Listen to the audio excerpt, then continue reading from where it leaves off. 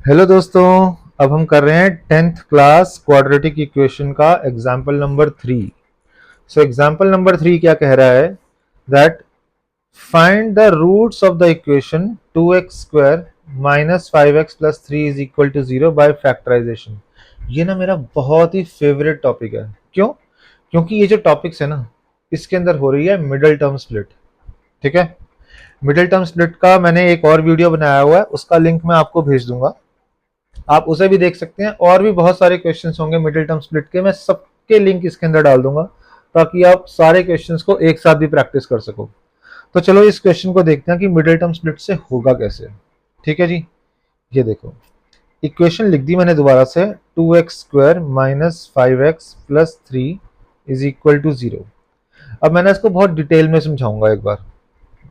जो हमारी standard quadratic equation होती है वो कैसे लिखते हैं? वो होती है A X square plus B X plus C is equal to 0। मतलब एक्स स्क्वायर के साथ जो कोफिशियंट होता है वो होता है ए, इस केस में हो गया 2। ठीक है जी। एक्स के साथ जो कोफिशियंट है वो है बी, इस केस में क्या हो गया? -5। ये साइन भी इसके साथ कंसिडर करना है दोस्तों। और ये जो कांस्टेंट टर्म होगी जो किसी भी एक्स के साथ नहीं है वो हो गई सी, जो इस केस में क्या है? +3। तो मैं यहां पे लिख दूं, ए यहां पे हो गया 2, बी हुआ -5 और सी हमारा हो गया +3। ठीक है जी। तो ये हमारी तीन टर्म्स हो गई। अब हम इसको इसी ऑर्डर में लिखेंगे। सबसे पहले तो अगर ये कोई ऑर्डर उल्टा पुल्टा भी दिया होगा ना, सपोज जैसे -5x plus 3 plus 2x square, या और भी किसी तरीके से जंबल करके इन्होंने दे दिया, तो हम सबसे पहले तो इसको डिक्रीजिंग ऑर्डर ऑफ x की पावर में लिखेंगे।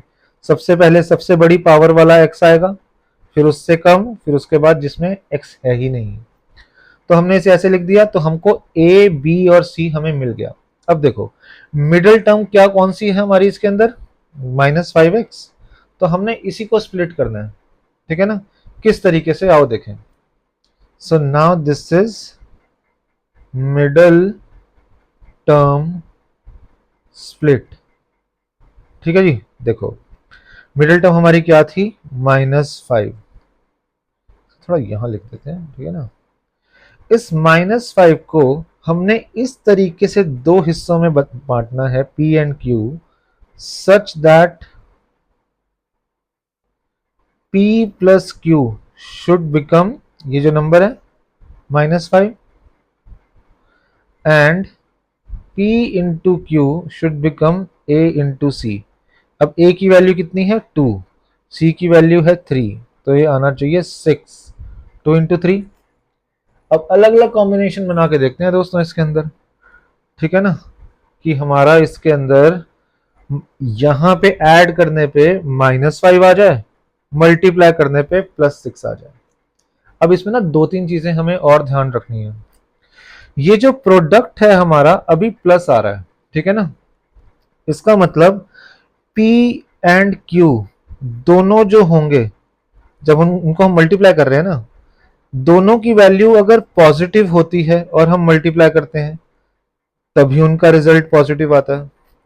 दोनों की वैल्यू अगर नेगेटिव होती है और तब हम उनको मल्टीप्लाई करते हैं तब भी हमारा आंसर पॉजिटिव आएगा। अगर P और Q में से कोई एक वैल्यू हमारी नेगेटिव हो गई और एक वैल्यू हमने पॉजिटिव ले ली तो ये अब नेगेटिव आ जाएगा। ठीक है ना? समझा देता हूं एक बार कैसे। देखो इसको थोड़ा सा छोटा कर देते हैं क्योंकि मुझे इसी पेज पे लिखना है। रीसाइज हो गया, आइए इसको यहाँ ऊपर रख दिया मैंने। ठीक है जी। अब देखो क्या समझाना चाह रहा था मैं, जैसे कि अगर मैंने P को रख दिया सपोज +1, ठीक है, Q को रख दिया -6, तभी जाके बनेगा ये -5, है ना? लेकिन जब मैं +1 को -6 से मल्टीप्लाई करूंगा तो ये तो -6 हो गया, है ना? 6 तो आ रहा है लेकिन नेगेटिव साइन के साथ आ रहा है, हमको तो यहाँ पे पॉजिटिव वाला चाहिए। पॉजिटिव तभी आएगा जब या तो ये दोनों टर्म्स नेगेटिव होती या फिर ये दोनों टर्म्स पॉजिटिव होती। ठीक है ना? तो ये कॉम्बिनेशन हमारा काम नहीं कर रहा। तो हम एक काम करते हैं, अब हम ऐसा कॉम्बिनेशन देखते हैं जिसमें दोनों टर्म्स जो हो नेगेटिव हो। तो दोनों टर्म्स नेगेटिव वाला कॉम्बिनेशन कौन सा हो सकता है?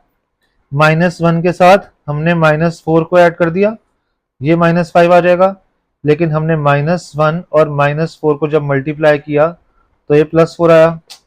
अभी भी सेटिस्फाई नहीं हुआ, क्योंकि भैया हमको तो प्रोडक्ट 6 चाहिए ना, यहाँ पे 4 आ रहा है, तो ये भी कैंसिल हो गया। और आगे बढ़ते हैं। अब हमने इसके अंदर वैल्यू रख दी -2, -3, इसका आंसर -5 आएगा। और यहाँ पे हमने जब -2 को -3 से मल्टीप्लाई किया तो आंसर हमारा आ गया 6।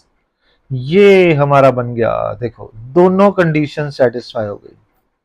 यहां से ये कंडीशन सेटिस्फाई होगी, P प्लस Q, आंसर कितना आना चाहिए था? -5, ये यहाँ पे आ गया।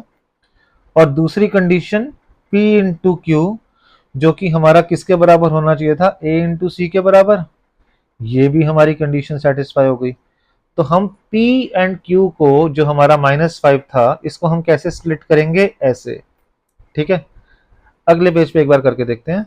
ये देखो, तो हमारी इक्वेशन क्या थी दोस्तों? इक्वेशन थी हमारी 2x² minus 5x plus 3। Equation थी 2x² minus 5x plus 3 is equal to 0।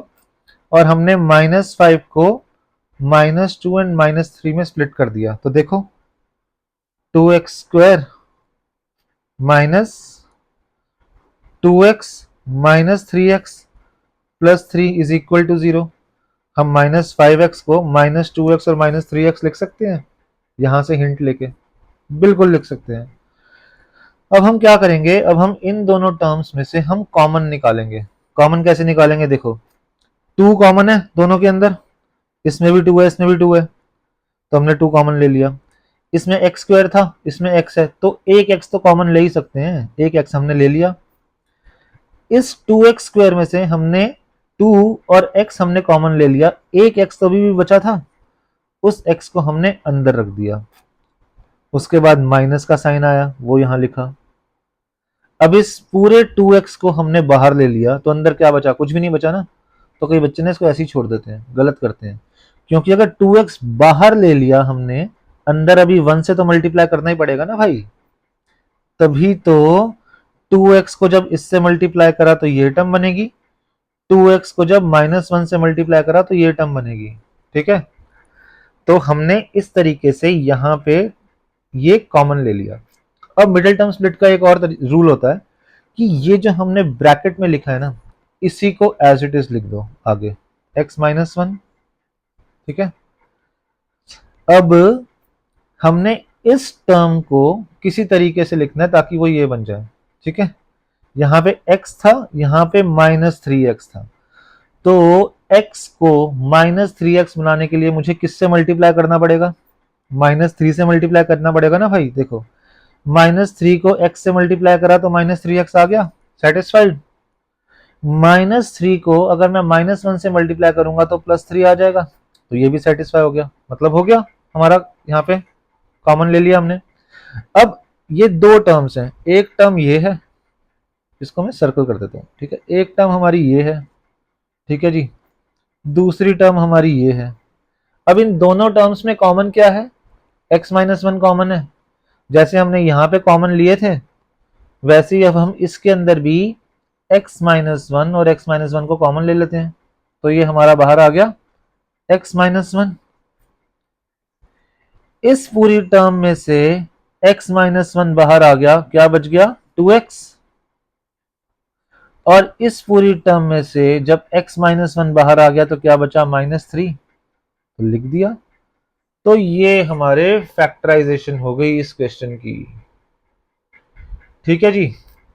तो हमारे दो फैक्टर्स बन गए इसके अंदर, x-1 and 2x-3 is equal to 0। Question यहां पे एंड नहीं हो रहा। क्वेश्चन क्या था? हमें क्वेश्चन था find the roots of the equation. Roots of the equation का मतलब हमें x की वैल्यूज फाइंड करनी थी, x की वैल्यूज फाइंड करनी है भाई। तो क्या करेंगे अब हम? This and this is equal to 0 आ रहा है हमें, तो या तो ये इक्वल टू 0 हो जाएगा या फिर ये इक्वल टू 0 हो जाएगा। तो हम एक एक करके दोनों को लेते हैं।